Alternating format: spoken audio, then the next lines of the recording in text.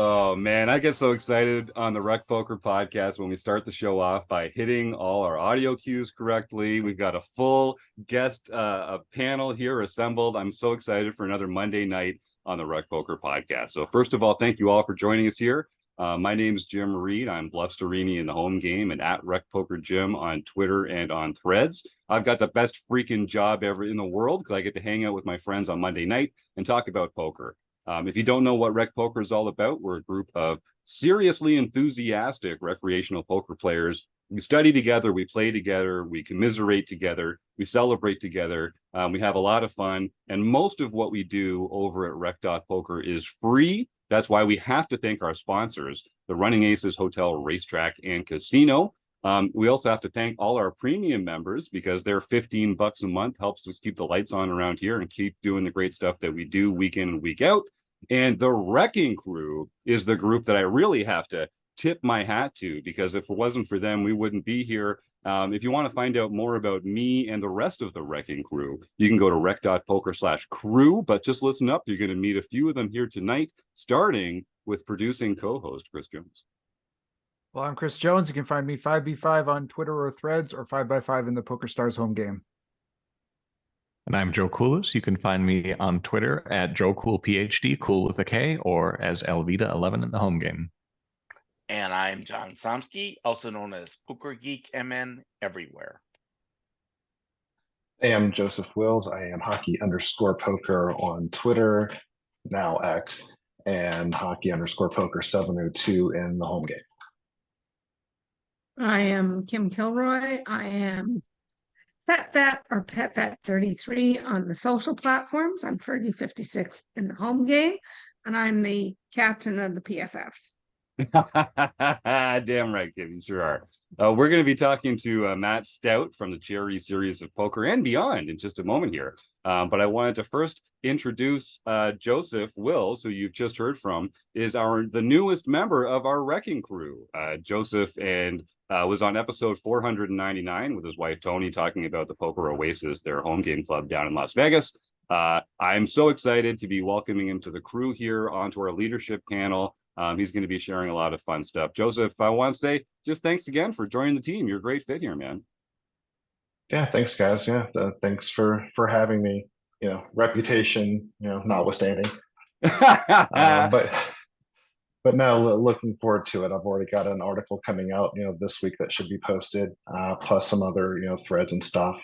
Excited to help, with the Rec Poker community and get some people excited about the game we love. That's it. Everyone here on the Wrecking Crew, we're fun poker players, but what we all have in common is we love sharing the love of the game. And Joseph fits right in there. If you want to find out more about Joseph, you can either listen to episode 499 or you can go to rec.poker/hockeypoker and you'll find his Wrecking Crew page and you can find out some more details there. All right, but on with the show. It's Monday night at 7:30 on YouTube. We're going to be giving away a prize later in the evening. But first, I want to welcome Matt Stout here to the show. Matt, you and I had a chance to meet in person in Las Vegas, which was a real treat. But thanks for taking a little extra time and coming here on the Rec Poker podcast. Yeah, absolutely. Thanks for having me. Now, you've been involved in the poker world for quite a while. You've been a professional player. You've had a ton of success in tournaments and in cash games. Now you're very involved in the Cherry Series of Poker. And I know you've got some other irons in the fire in the poker world. I don't want to put you in a box, though. Why don't you put yourself in a box? I'd like to ask our guests at the first, sort of define your own space in the poker world today, if our listeners aren't familiar with who you are. I mean, I've been playing poker for a living since I came out of college, right around December 2005, 2006 is when I really started having some big scores, made a big final table in a circuit event and chopped that with Matt Glantz for 35,000. Really kind of jump started my bankroll in my career, started traveling on the tour. I played almost all tournaments for the first, 15 years of my masochistic career before I decided to start playing a lot more cash games, have transitioned to playing more PLO cash. I have kids now. I am spending half my time running the Charity Series of Poker. I founded the Charity Series of Poker as a grassroots volunteer side project in 2014, just doing 3 events a year. I was sponsored by Borgata and Hard Rock Hollywood as a pro player, so leverage those relationships to get them to give us free food and beverage and do some charity events for my favorite charities. They paired them with their big World Poker Tour events. They showed me how to do silent auctions, how to market these things, how to do step and repeats, all the things that I had no clue about. I really just thought that I was going to be like, oh, it'll be easy. I'll just pick a charity and we'll do an event for them. And they were like, oh, that's cute. We'll handle this and show you how it's done. And I kind of ran with that because in 2017, after I'd been doing the events for a few years, Daniel Negreanu saw how successful our Hard Rock Hollywood event for Joe DiMaggio Children's Hospital was. And he asked me to take over his big St. Jude event in Vegas.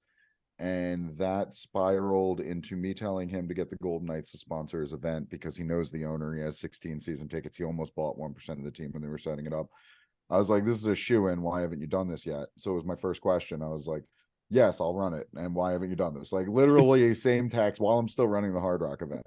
And he's like, oh, that's a good idea. I'll get back to you. 2 days later, he hits me up and he's like, oh, the Golden Knights want to sponsor the event, but they also want to run charity poker tournaments. They don't know how, so they want to talk to you. So that's when I met with the Knights and I was like, okay, I'll do a 5th event a year as a volunteer. I spent about 100 hours per event. So it was already becoming a lot of commitment.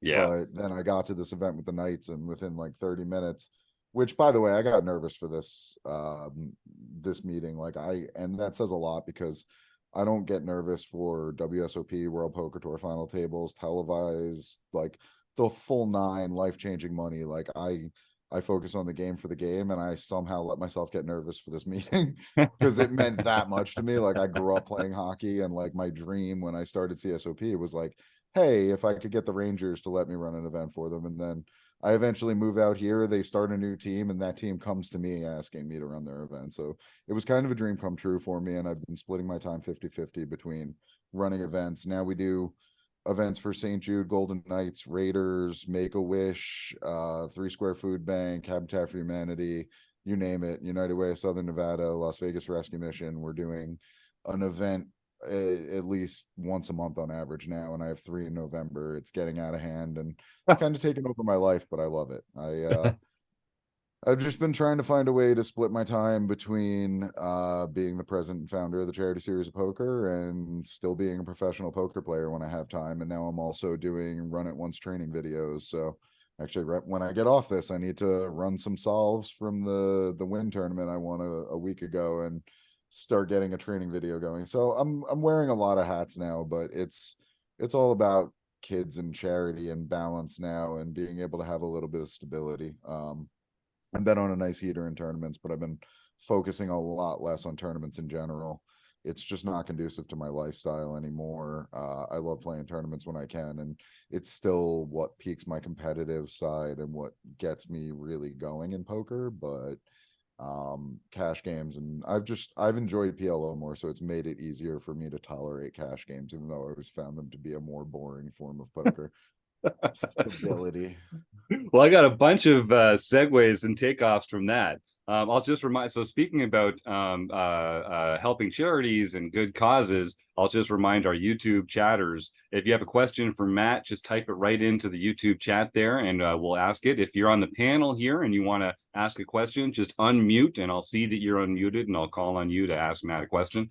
And our YouTube chatters also, of course, we're going to be having our weekly food bank prize where every week we give away a prize. We raffle something off to the folks here on YouTube and it goes to support food banks across the world. So we'll get to that a little later on, but Matt, it's great to hear that you've got your heart in the right place for so many of these fantastic causes. I know you mentioned wearing a lot of hats and having a full balanced life. You didn't mention everything you're doing at home with the family as part of that, but I know, as you mentioned, you've got some kids now, and that kind of changes the calculus on what kind of available time you have. How old are the kids, and what are they getting up to these days? Oh boy. So I have a 4-year-old son named Asher. He is mildly autistic. So he's in a full-time program called Applied Behavior Analysis. Similar to school, he's working one-on-one with psychologists to help prepare him to hopefully be ready for gen ed and not being in special ed or self-contained as a result of his autism, because he is like an autistic genius type. So he has some speech regression, speech delay, and aggression issues from his like inability to communicate. But he also shows that he's like well ahead of his age in a lot of developmental areas. So he is the man. I just picked him up from school and was playing with him just now. I had to stop playing Call of Duty with him. He's 4 and I have him playing Call of Duty. He gets out of school and he's like, Daddy, I want to play the shooting game. I'm like, all right. It's a little questionable, but you see Daddy doing it all day, we might as well. So well, I think you've got some questionable role model characteristics already, but I'm going for Father of the Year.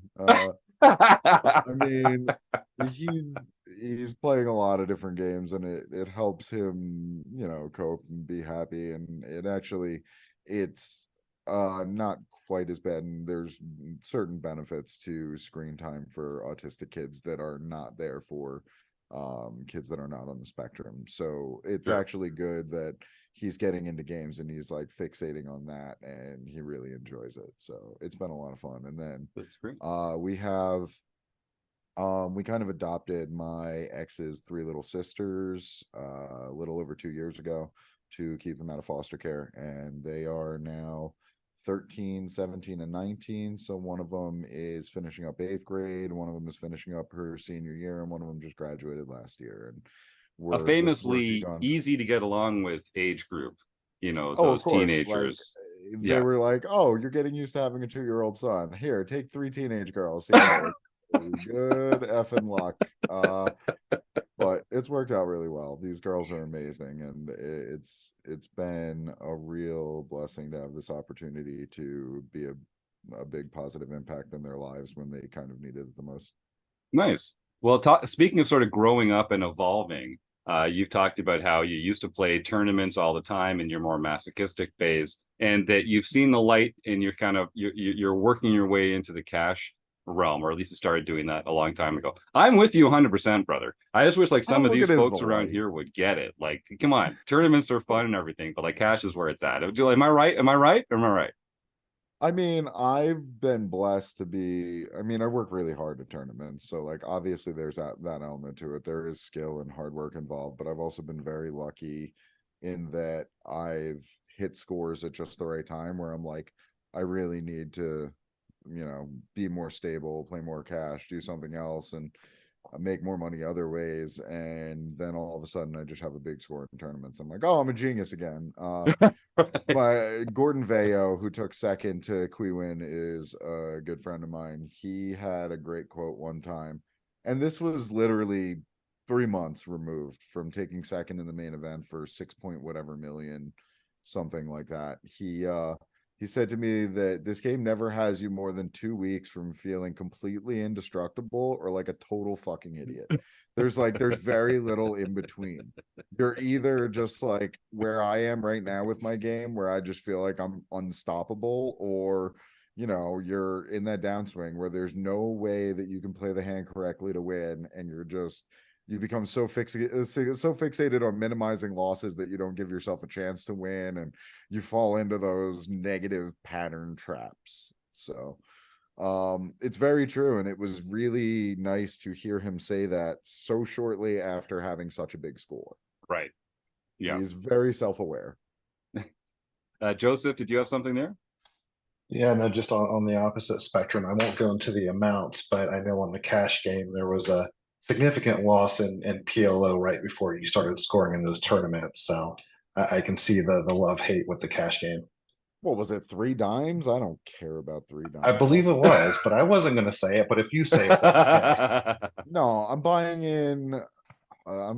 It depending on how the game is, how it's playing, how my role is going, how risk averse I'm feeling. I usually either min buy or max buy in cash games with very little in between. So I play the 5-5-10 PLO at Aria because it's like the biggest daily public game that's running in Vegas. Unfortunately, I wish they had like quarter running daily and it wasn't semi-private or private or whatever. We won't even get into that. But the that game is either a 400 or a 2K buy-in for me. But even when I'm buying in like 2K at a time, like if I lose 3 or 6K in a day, that's kind of par for the course. I expect to lose up to 3 buy-ins before I'll call it quits. And it doesn't rattle me. I mean, I've been doing this for a living for 18 years now. I mean, you start to get to the point where you manage your bankroll properly, you manage your emotions, your expectations, you focus on what you can control, and you just sort of start removing the emotion from it completely. And that actually goes both ways. A lot of people think about just trying to remove the negative emotion associated with downswings, but it's actually important to not let yourself get on too much of an emotional high when you're winning either. And like, I'm not going crazy spending right now because I know the next downswing is lurking around the corner. I have 4 kids. I have some serious stuff to worry about with the 100 grand that I just won. So it's also just making sure that I don't get on too high of a high so that the absence of the serotonin from these wins isn't going to lead to depression later when I go on a downswing. Great point. That's a great so point. There's a lot to be said for realizing that you need to manage your emotions, your expectations, and the way you view the game, even on an upswing, because a lot of people just get on cloud 9 and that's going to make it harder to deal with your downswing when you don't get to be on cloud 9 anymore.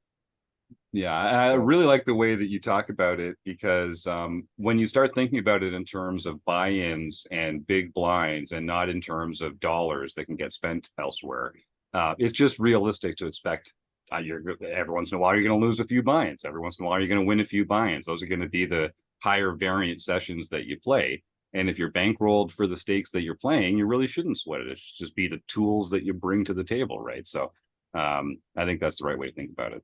Yeah, and realistically, I mean, Joseph thinks I'm thinking about it as a negative 3K session, but in reality, I went in and put 3 hours of work in at my typical hourly rate. I know what my hourly rate is. I keep very good records.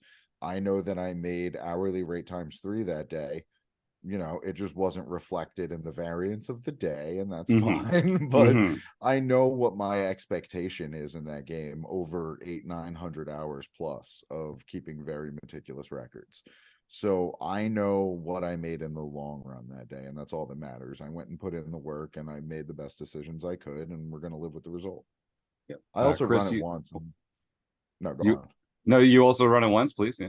And yeah, I mean, that was the other thing is like, I was having this conversation with someone today who was talking about not wanting to play PLO instead of No Limit because it's so volatile. But I was like, as someone with a tournament background, I've gone on 3 or 4 lifetime downswings of $250,000 plus. So, oh yeah, I mean, I was backed for a lot of it, and I know how to like manage it. I have a lot of my own action for mid stakes, and then I'm backed for, you know, when I play 3500s and 5Ks and all that. So I know how to manage it and make sure that I'm not going to put myself in too tough of a spot. But it's still it's still funny because people talk about variance in cash games and are like, oh, PLO and running at once, and I'm like, I have downswung a maximum of like 15 or 16K in that Aria 5-5-10 where I'm often buying in 2K at a time. That is 8 buy-ins, and even if we measure in the min buys, when I buy in 400 at a time, that would still be 40 buy-ins. Like, it's comically low variance, even running at once, even playing PLO. Like, when you compare cash to tournaments, there's absolutely no comparison in the variance. Yep. Chris, And you I've, had something there? Oh, well, I just wanted, I had a question about sort of the charity series a little bit too. Matt, I was kind of curious about, you know, charity tournaments have to function like a good solid poker tournament, but they have to sort of be appealing to people who maybe are just coming to support the charity. They might not really know even how to play poker. And I'm wondering about what are some of the ways in which you think like are the best ways that a charity game can be set up? Like what are the best All ways right. to make it sort of all inclusive? Cool. I'll give you the two basic models that we use. One is our smaller typical events, and one is the big scale St. Jude type event that we just did at Resorts World. So our basic event, we have a 60 to 90-minute reception, which is silent auction and cocktail hour. We display all the silent auction items, give people the opportunity to buy 50-50 cash raffle tickets, bid on silent auction items, grab drinks at the bar, have past appetizers. And then we have the MC, you know, thanking the sponsors, talking up different things on the mic. Then we just get into a turbo tournament, 15-minute levels, 10K starting stack, traditional rebuy structure. So it's usually a $300 buy-in that includes your silent auction and cocktail hour ticket. And it includes your initial chip stack, and you can do one rebuy right away when you sit down to get another 10K and buy your stack up to 20. You can't rebuy it. You can only do 2 buy-ins at a time. So if you get felted, you can do a double rebuy. If you get back down below 10K, you can do a single rebuy. We do that for 2 hours and 8 levels.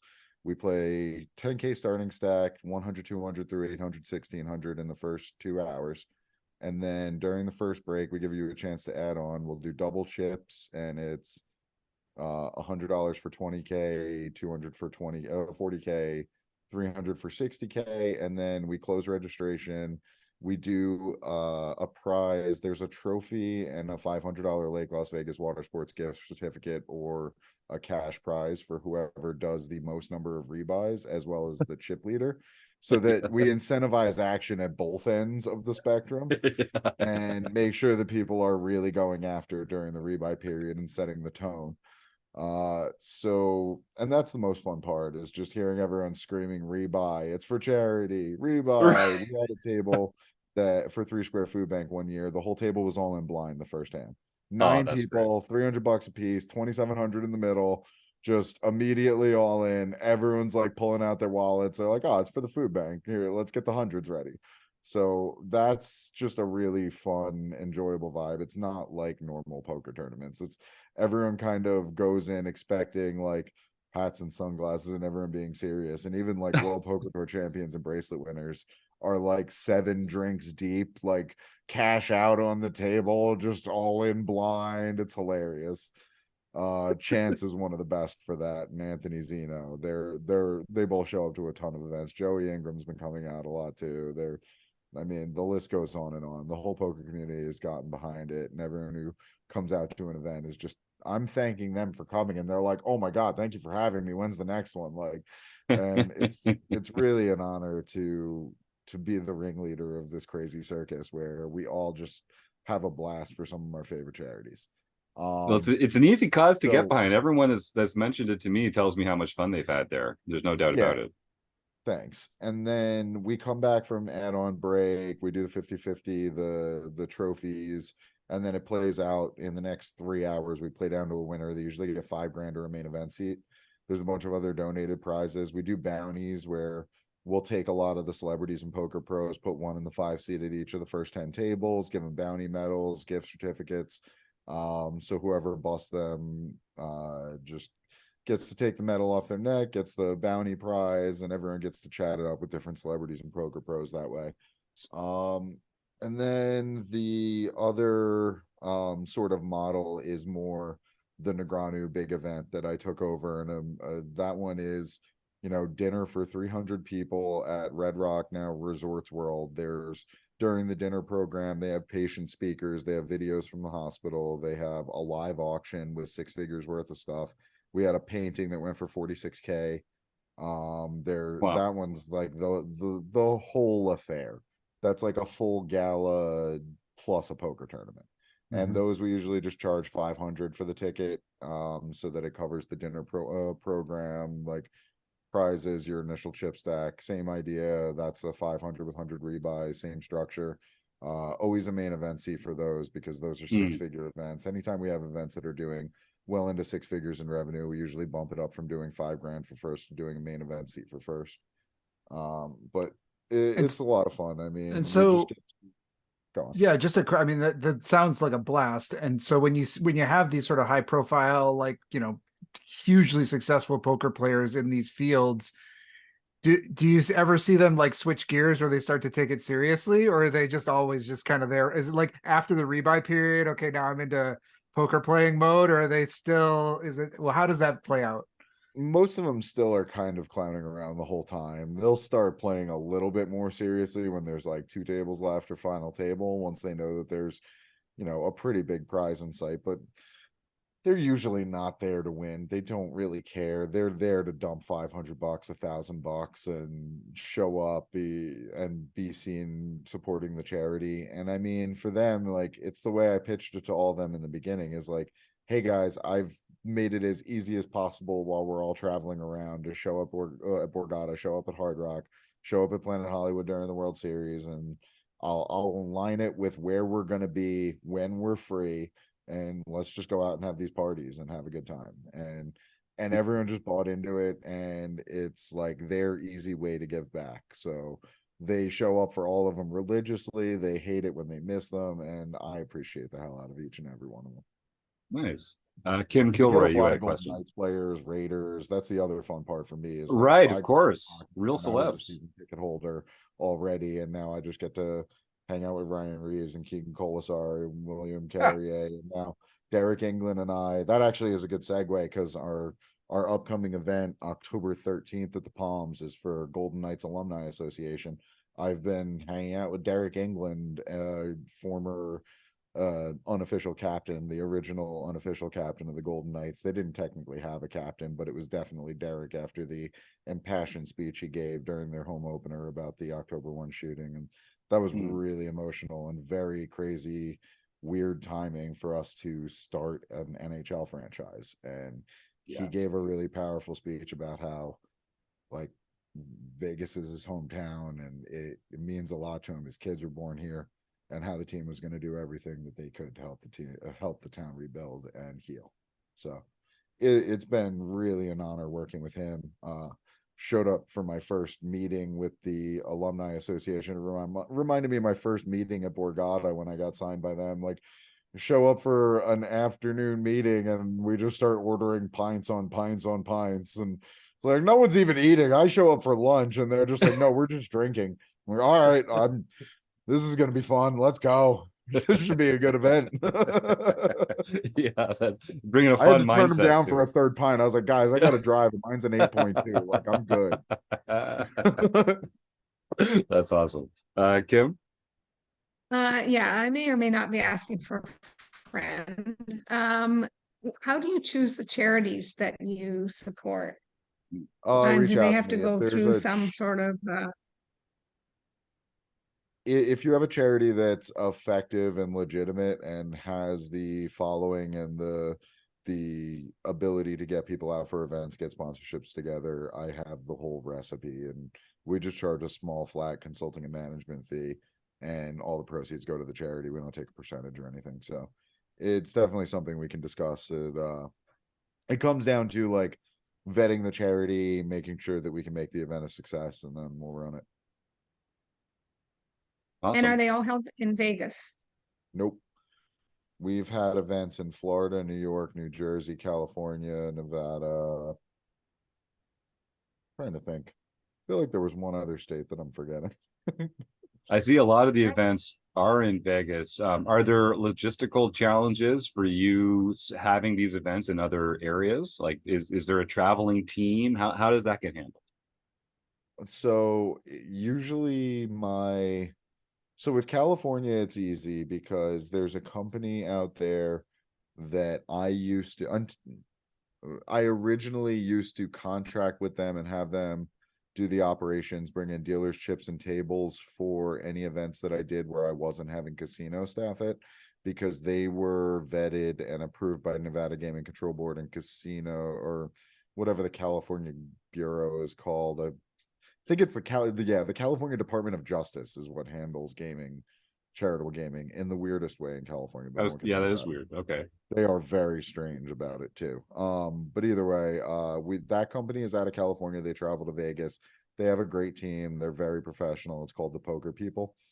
And shout out to them. They were instrumental for a long time for us. And then as we came out of the pandemic, I had already been making plans with Glenn McCrory, the owner of Bar Poker Open and Gorilla Gaming. Mm. He's become a pretty good friend of mine, is very supportive of CSOP. Came out to an event years ago and loved it. Told me anything he could do, he'd be all about it. So I really tested that.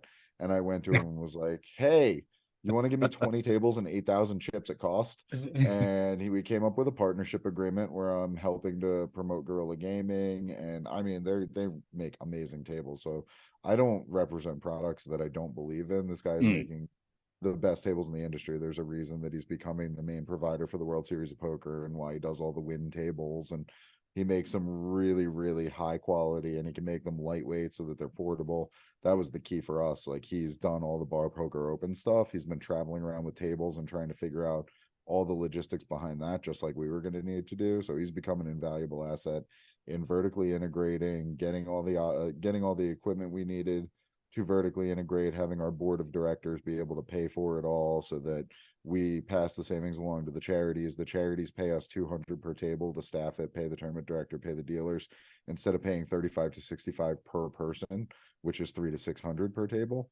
Yep. So that offsets our consulting and management fee almost completely in most cases. And then we also donate 10 or 15 grand worth of tournament prizes and silent auction items that my network just happily donates for every event. I mean, we have 2 glass seats, like literally first row on the blue line for the Golden Knights in each of our silent auctions, hotel stays at Aria, Brad Garrett meet and greet and comedy tickets, restaurant gift certificates, strip club bottle service packages. Like, it just goes on and on there.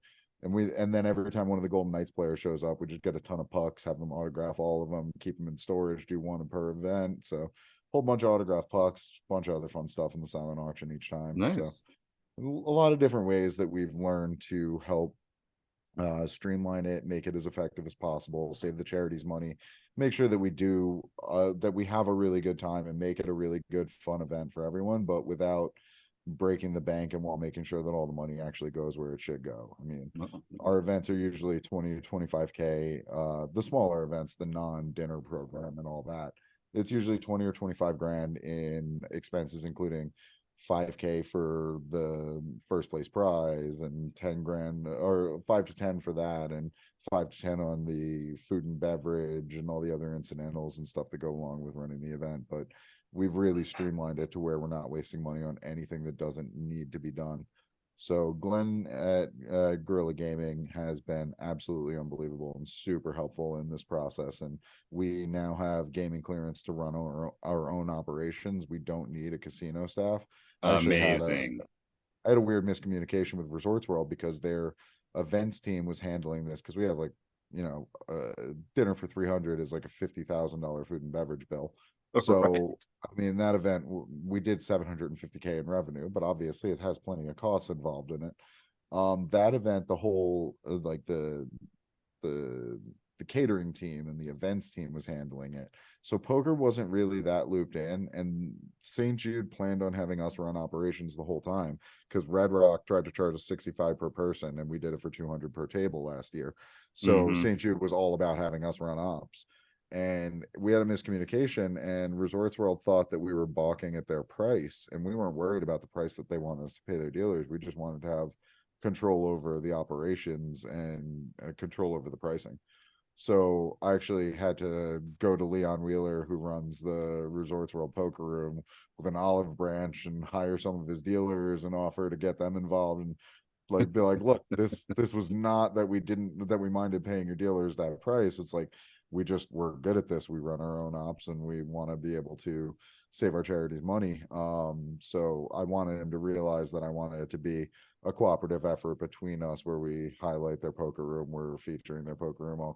We can bring in some of their players from their big game there. They have an 8160 mixed game. And I mean, if any of those players want to come in, we're happy to have them. So I tried to make sure that he knew that it wasn't, there shouldn't be any hard feelings. I don't want to work together for the benefit of the hospital with him on this. It shouldn't be something where he feels slighted or where we didn't want them involved, because we do want them involved. They run a great room, and we're pretty good at what we do and trying to make sure that we pass along all the money that we can to the charities. And he loaned us tables. We hired some of his dealers. It was nice. He was very helpful in the end. Well, and the poker world, I'm learning more and more is it's a small world and it's a world that wants to help. So, there's a lot of friends for a good cause like that. And you want to sort of maintain that positive attitude with a lot of those people, of course. Yeah, Uh, there's a lot of amazing people in this poker world. The other note was that in casinos they have to have cameras on it, but we're also authorized to run events without camera coverage for as long as it's charitable gaming only. So Amazing. we do like full restaurant buyouts. We take over Sterling Club, a private members only club at like a really exclusive high rise condo complex in Vegas, and we have different venue deals built into. We got like ridiculous food and beverage minimums. We've haggled them over every little thing they tried to nickel and dime us on.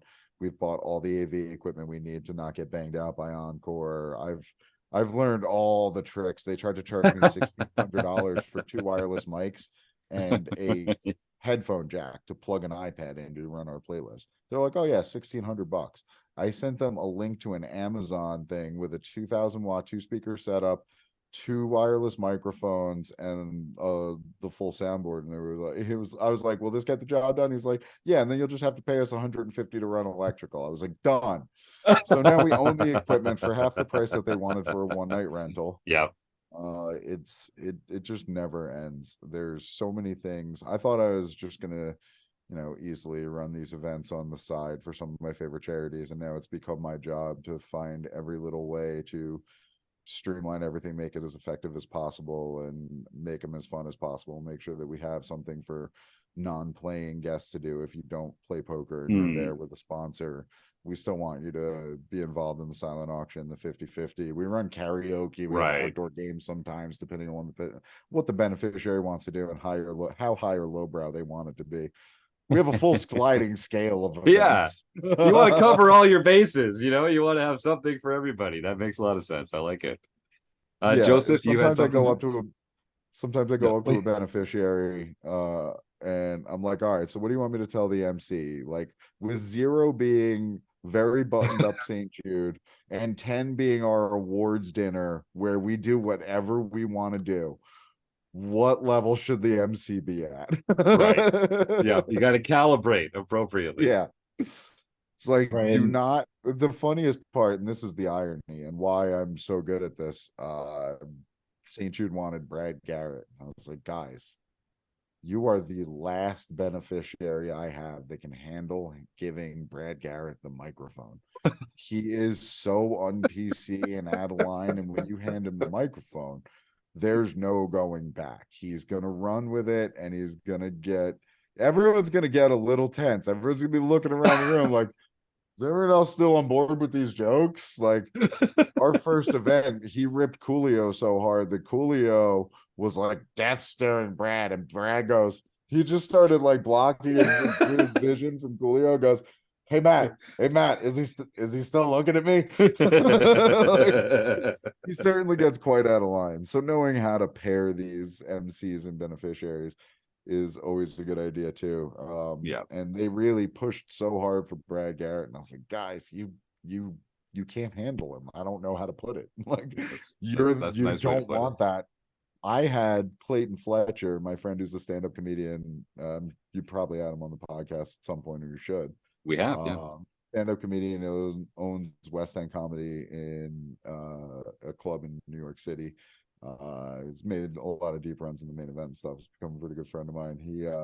We had him MC the St. Jude dinner one time, and he made one little baby Hitler joke. And it's all it takes not sometimes. heard Just the end of it little from St. baby Hitler. Jude since. Yeah. I can't show up in Memphis without higher ups coming up to me, mentioning in passing that one little, it wasn't even like a full grown Hitler. It was a baby Hitler joke. Oh, so the Adorable joke wasn't little baby. It Hitler. was about an actual Hitler being a baby joke. Yes, it was. See, He that was seems still a pretty baby harmless at the to me. time. You can't hate him Yeah. too much yet. He's not horrible and evil yet. I thought that there was a little more leeway. I don't know. Like, St. No. Jude did not agree. Apparently, Hitler remains a hot button issue. We're learning new things every day here. Too soon.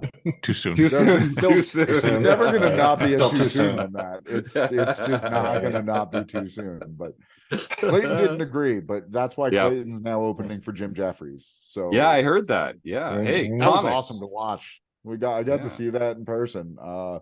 It was pretty unreal to see a good friend of mine open for one of my favorite comedians of all time. That's Definitely very proud of him and happy to see the direction his career is going. Nice. Joseph? Yeah, and well, yeah, just going back to the to the charity and stuff. I guess more so for Kim's question.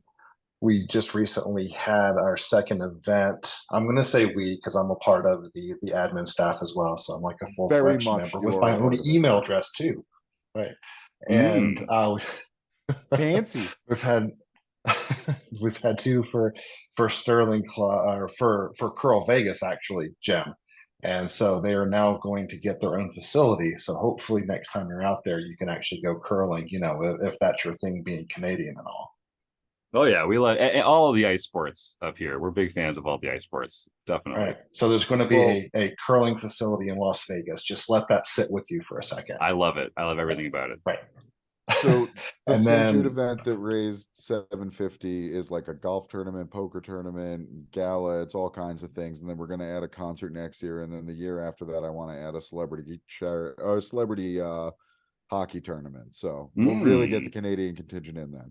Yeah, that's right. We'll Go take on, it. Joseph. Were you done or? But were now you- just back to Chris's question about a lot of the high profile poker players. Like a 30-second story. My first CSOP last March was in Vegas for 6 weeks, all bright eyed, bushy tailed, whatever. Sitting down at CSOP and Dutch Boyd sitting on my right. And deer in headlights look, like holy crap, I remember watching this guy in 03, 04, final table, whatever. And I mean, he was the nicest guy, and all of them are. You said Joey Ingram, Lincoln Kennedy, former, I'll say Los Angeles Oakland Raider. He was never a Las Vegas Raider. And so all of them, yeah, it's a great event. Even if you're learning how to play poker, it's still fun, and it's a fun environment to learn how to do so. You can get a little crazy with all with all of the action and the rebuys and all of that, but it's a fun time. Thank you, Joseph. I appreciate that. And Joe Cool PhD, oh sorry, Joseph, do you have a follow-up there? Oh no, that was it. Joe Cool, let's jump in. So I just want to point out to the listenership that Matt is being very humble about his abilities in terms of this project. As most of you know, I do run my own foundation and have tried to put together events such as poker events and karaoke events and the like. And it is a crap ton of work to pull it together. And he kind of glossed over something that I think needs to be brought out, is that when you're doing charity work, everybody presumes that everybody starts cutting their costs and saying, oh yeah, it's a charity, so we're going to make it easy for you, and we won't. They do not. And in fact, a lot of times I think they actually look for people doing charity events to charge a ton more because you're kind of stuck. I've gone to hotels and they have said, well, if you want alcohol, we get the money from the alcohol and you got to pay us in order to have the bartenders there. I don't quite have the leverage that Charity Series of Poker, so sometimes I've had to give into that. But I do think that, when I saw that you were coming on, I really wanted to say that you're really doing yeoman's work to raise that much money. And I don't know the finances, but those big organizations are not going to go to places that are going to cost them too much because they know what the deal is. So kudos to you, man, for the work that you do. Thank you.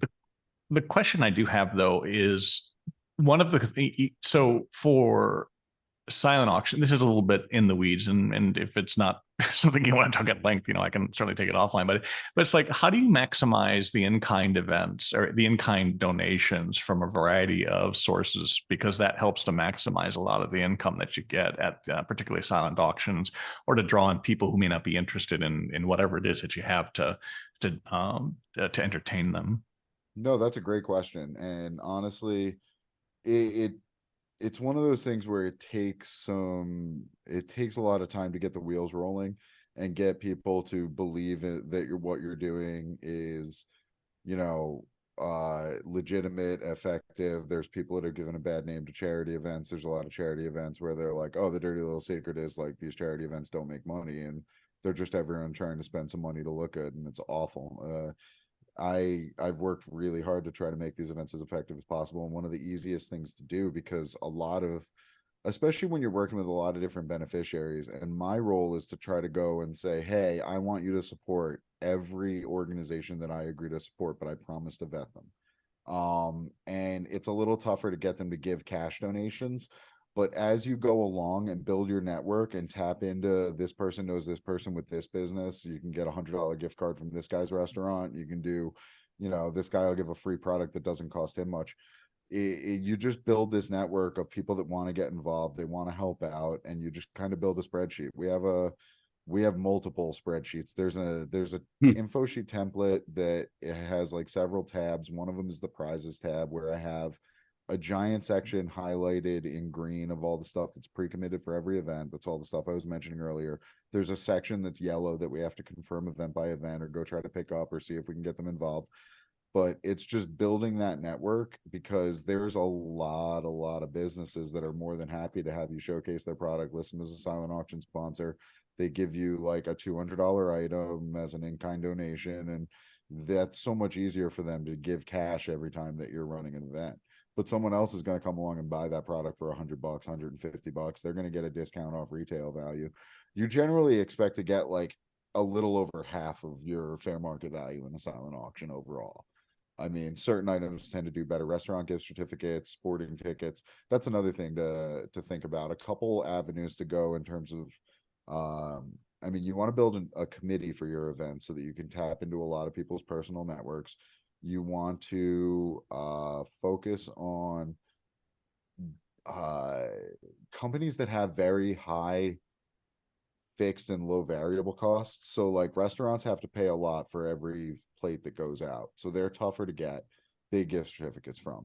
But my friend owns Lake Las Vegas Water Sports. They have kayaks, paddle boards, fly boarding, all kinds of stuff like that, where he's going to have to pay his staff. He already owns all of his equipment.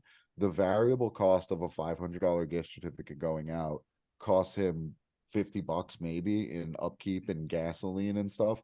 It's so much easier to get those to on board to give you like a higher dollar amount. He literally made the mistake of telling me that I had an unlimited budget to give out their gift certificates.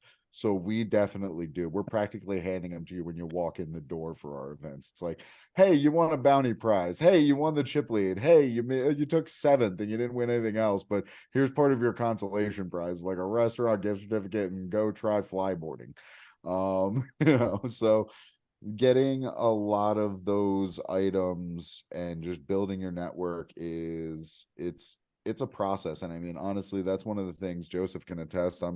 I'm having him help out, because aside from my event by event spreadsheet, I have a separate spreadsheet called the master contact list, where I just have a giant list of companies that donated to other charity events or that I'm interested in and think would be a good fit, and we just haven't had the time to reach out to them. So when you have volunteers that want to put in hours, like even cold calling, it can be pretty productive when you have the right pitch, work on the pitch with them, give them the canned email, like highlighting the points, like, hey, we've worked with all these beneficiaries and helped raise $4 million in the past 10 years. Like, we are legitimate, like, help us raise more, so just trying to really tap into everyone around you's networks and try to really maintain those relationships, make sure those people come out from time to time and have a good time. Like, we have a guy who donates ATV tours for all of our events, and he doesn't have much time, travels a lot, but he comes out to at least 1 or 2 events a year. I mean, I want to make sure that I show that guy a good time and make sure that he sees us on the microphone showing our appreciation and things like that. Joe, there was a question here about in-kind donations and sort of what that means and why that's a struggle. Can you talk to that a little? Well, I think it's just broadly, it's just a donation from a company or corporation to the event, where they don't charge you for it. And yeah, any non-cash item. Yeah. And so just in kind is just the terminology they use. It can be hard to get them at times, and it's not so much a matter of that companies don't want to give stuff, right? As you know, they want to be seen as charitable, but the problem is that there's just always a lot of hands out. And so like for years here on the East Coast, I would try to hit up the Patriots for things, and they had a certain amount, they gave it out. And if you didn't hit that window, then you didn't get anything for sure. And you had to get in the window a certain time because they had, I think, a raffle, to be honest. Mark the calendar. Yeah. We would have our calendar marked for several points in the year. Yeah. It's like, oh, we got to hit the Raiders up at this time. We got to hit the Golden Knights up at this time. I mean, just knowing that calendar and trying to make sure that you establish those relationships is key. And also, if you email me, I can send you. We have two separate decks. We have a cash deck and then an in-kind sponsorship deck. So at different levels, we'll it's not as much as we give the cash sponsors in terms of seats and reception tickets and recognition, but we show them like, hey, if you give us this amount item, you'll get like your sponsorship logo in the silent auction area the night of the event. It'll be on signage or whatever it is. And like as the levels go up, we do MC mentions and social media posts and things like that. So just showing them like different levels of recognition at different levels of donation is another way to kind of strategize it. Okay. I guess the one question I did, if I can follow up real briefly, it's just very small, is that so a lot of the things that you seem to be giving away seem to be more local, you know, and that there's some success to that, but we often are trying to have one event where we're dealing with a lot of people from across the country. How do you manage that aspect, given that I bet that a lot of people fly into Vegas for the events? Good question, because I'm working on that, because we do get that complaint from people who are traveling in I mean, a lot of ours are heavily local, but the St. Jude event, now that they've made it this big destination event where they combine the fashion show with Fontaine, the golf tournament, the gala, they have half the people that attend the event flying in for it. And then we have to deal with people not wanting the local experience thing. So I definitely need to work on some more national sponsorships, whether it's like, you know, Chili's, Applebee's, whatever it is, where we can get something that it's probably in their neighborhood too, or gift cards to some kind of national company. It's definitely one of the things that I want to work on for multiple reasons. Not only the people that travel here and want non-Vegas centric prizes, but I mean, November 19th, I believe it is, we have an event for Folded Flag Foundation in Palm Beach, Florida, as part of the Bar Poker Open, my partnership with Glenn from Guerrilla Gaming. So one of the challenges there is we don't really have a local committee tapping into the local businesses the way that we constantly do in Vegas. And I mean, the great part is a lot of them just like come to me. They're like, oh, this event's great. I can donate this. I didn't even know this person was a business owner. And then we have another one that's just like, oh, we're on board. Every event you do, just put us on. And that's definitely a great thing to have, but working on the national thing will make it easier for me to go to different venues, different regions, and still have a nice selection of items that are still going to appeal to people. I'll let everybody out of the weeds from these interesting things to me, but thanks for all the work that you do. It's great. I know the efforts that you put in, and you have my respect, man. Yeah, man. Thank you. I appreciate that. Anytime you need some free consulting, hit me up. I'll send you our decks. I'll send you whatever you need, help you kind of copy our model. I appreciate that. We could try That's to partner awesome. if we can make it big enough and we can make it worth us flying out and doing all that. And that was kind of the answer, is like, outside of this gets back to one thing that I talk so much that I forget the question by the time I'm done talking. I get sick of I get sick of listening to me too, so don't feel bad if you do. But we usually are partnering with casinos outside of here, but now that I may start doing more in Miami area and between Palm Beach, Hard Rock, Hollywood, and 11 nightclub in Miami, is one of the owners is a friend of my vice presidents, and I work out of a digital marketing and advertising agency now. So we have a web team, graphic design team, social media and email management team in-house, and they do the marketing and everything for 11 Vodka, their vodka brand for that club in Miami. So we might be doing some more stuff with them as well. And I think my goal is to have our next set of 20 tables be sitting in storage in Miami waiting for South Florida events. And then Yep. just as each region grows, we can do that. But in between then, like right now, St. Jude wants to do national expansions. We're working on doing Hard Rock Hollywood. You're probably going to see a St. Jude Sherpo CSOP August, the night before their 5K main event. So if everything goes to plan, that will be a thing. I already went and introduced the guy who runs their Miami office to Bill Mason, who runs Hard Rock Poker, and everything looks good so far. So we're optimistic, and from there we're going to start doing more St. Jude events and more markets, and we're just going to work on ones that have casinos for now, so that I can have them run the operations as long as they're amenable partners. And Joe, one of the other things I wanted to touch on was the haggling with venues. I have an interesting leverage point because I didn't realize this at first until I was haggling with a venue once and thought of it on the fly. And I was like, just so you know, I get paid a flat fee. Like, how much you charge is not going to impact my bottom line whatsoever. I'm already working for way too little. I don't care. What I'm doing is trying to pitch you as a venue to my beneficiary, and the lower you make these costs, the more attractive you'll be, and the more events I can book there, and the more celebrities and big name poker pros I'm going to bring. And they know how much it helps to have the Sterling Club being posted about by Keegan Colasar and other Golden Knights players, and having celebrities show up. And I mean, even the Palms, when we do events at the Palms, like this Golden Knights event, I already got an email from them like, hey, can you send the guest list, because our executives want to know what celebrities are going to be there. Like, so they know that there's different benefits to them, even when they want to pretend there's not.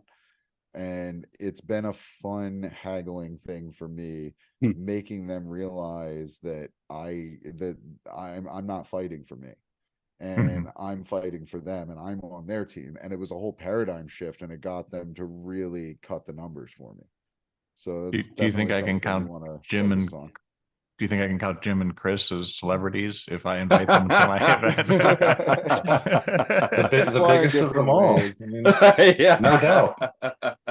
We will find different ways. You can always find ways to add value. I mean, it goes back to how to win friends and influence people. You have to be remembering to look at it from their perspective and try to explain what's in it for them, even with charity stuff. And that's what I learned. Like, you think that, like you said, like people think that everyone's just going to be amenable to trying to help charity, but you run into a lot of roadblocks. You run into, I don't know if I want to get into it, but having one of the largest organizations in poker threaten to send you a cease and desist for the name of your organization, but bluff catching that anyway. You run into foes that you wouldn't expect sometimes, and things that you wouldn't expect to happen, and spite from directions that it shouldn't come from. And even when you're not, like, they're not trying to be as helpful as you would like them to be, but you can definitely you can find the leverage points, and you can find the ways that it benefits them, and try to pitch it to them in a way where you're going to make sure that it's a mutually beneficial relationship. Listing them as a presenting sponsor, putting them on the step and repeat, posting thanking them for sponsoring, even if it's just cutting their food and beverage minimum, not waiving a venue fee. Like, we get really low food and beverage minimums, and we're not getting banged down on too many venue fees or unionized labor costs. And like, I've worked very my venues based on that, and they know that, and that's been my leverage point. Nice. Well, I know we're coming up on an hour, Matt. I'm going to give folks one more chance to type any questions into the YouTube chat. They have any last questions, and here on the panel, we're got to get our man back here to COD with Asher.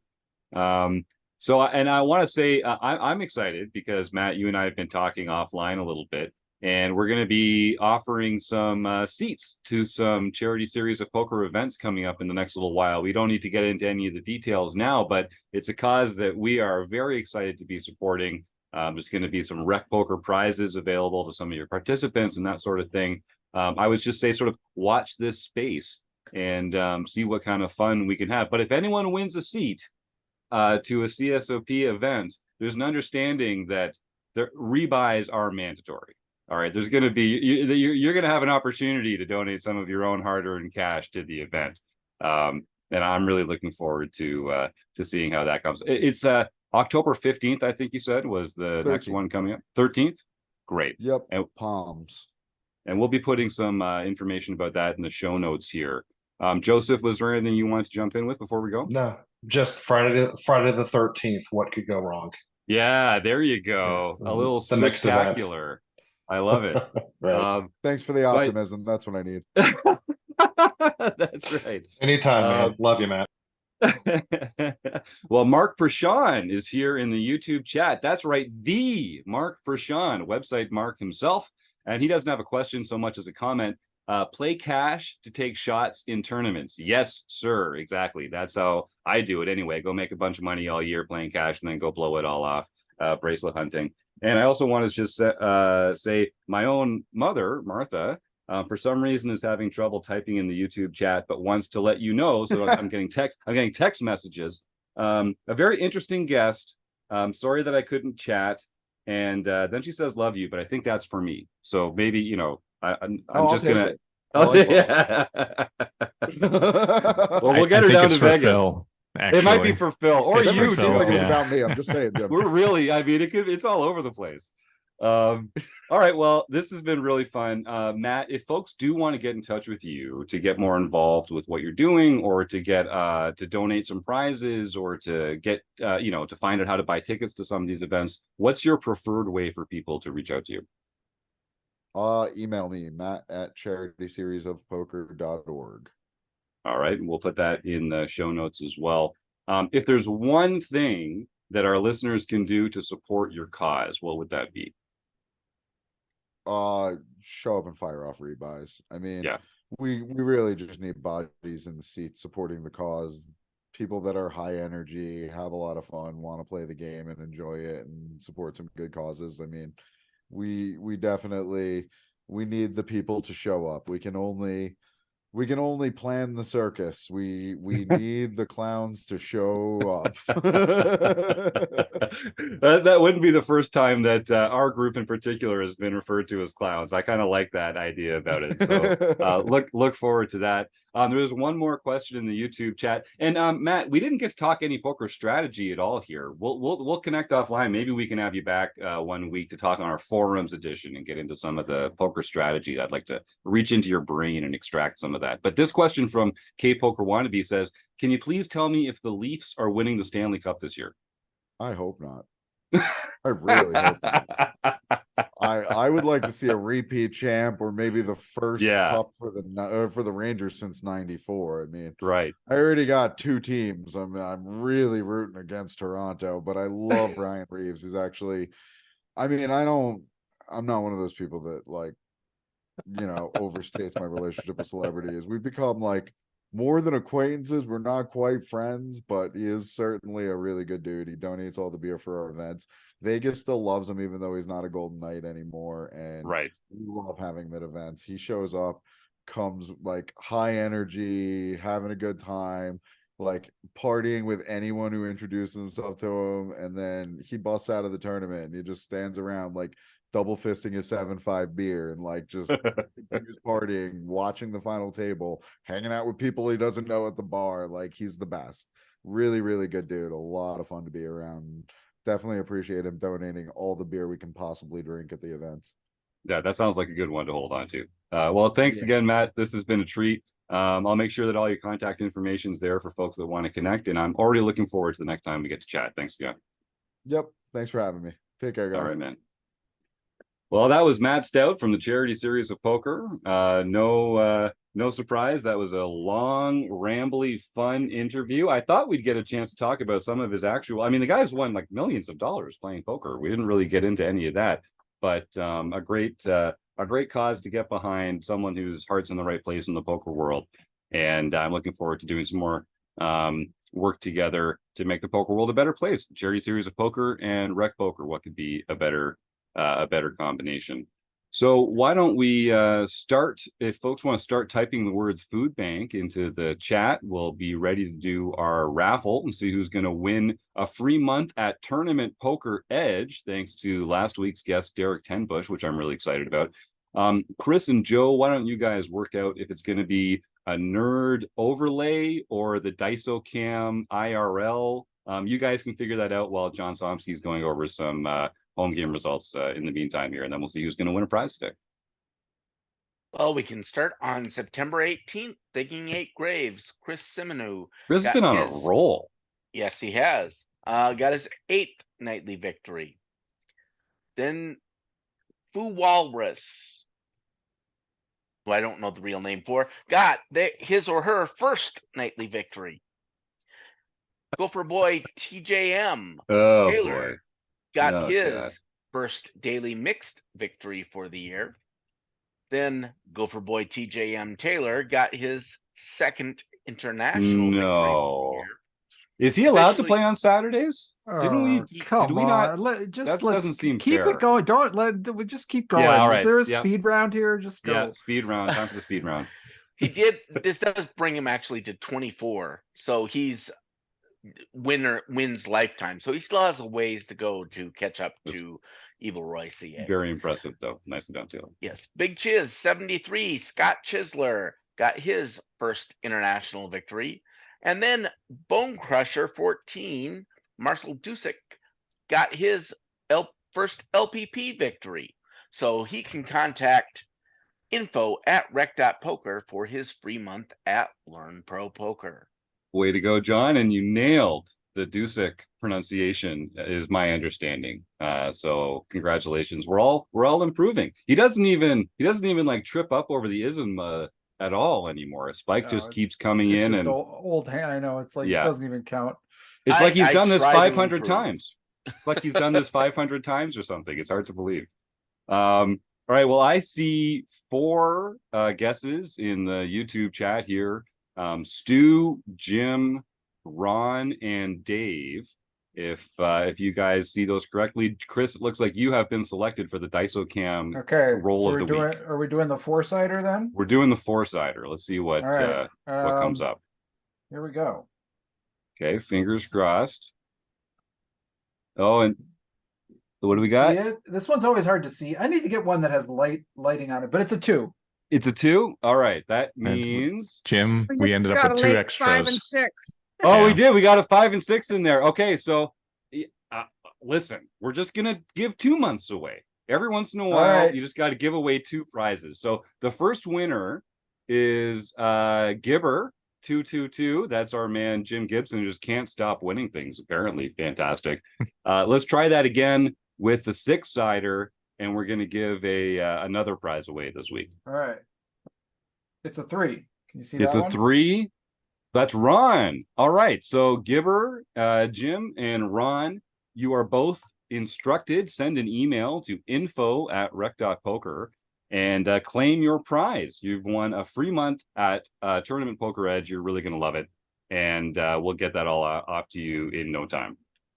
So let me see. Is there anything else that we should touch on right now? We do have some, I kind of teased this a little bit last week. In October, we're changing the premium membership schedule a little bit. We're sliding some events a little later on Thursdays. So if you West Coast fans will have a little more time to get home and relax before the premium events start. And we're also shuffling a couple other things around. But if you ever have any questions about what we're doing here at Rec Poker, or you want to get more involved, or you want some answers, just send that email to me, jim@rec.poker, and we'll get you all sorted out. But I really do encourage you folks, head on over to rec.poker/crew and see all the different friendly faces here on the Wrecking Crew. Everyone on that page wants to be a resource to you in some way, whether it's through coaching or just like pointing out resources for you to use or just talking poker. That's a group of well-intentioned folks that just want to make your poker life a better, brighter, more fun place. So I would encourage you to go and check that out. Any other comments, questions, concerns? I know Chris has to run out of here. If you're a premium member watching this live, you get to go start the deep dive, the monthly deep dive this month. So I will thank Chris, of course, for all the work that he does around here. John, Joe, Joseph, and Kim, we couldn't do it without you here on the Wrecking Crew. Of course, the support of the Running Aces Hotel, Racetrack, and Casino. Check out their Hallow Scream event, October 18th to 24th. And you, the listeners, we wouldn't do it without you either. So thank you. See you again next week. I hope everybody have a fantastic time. Yeah.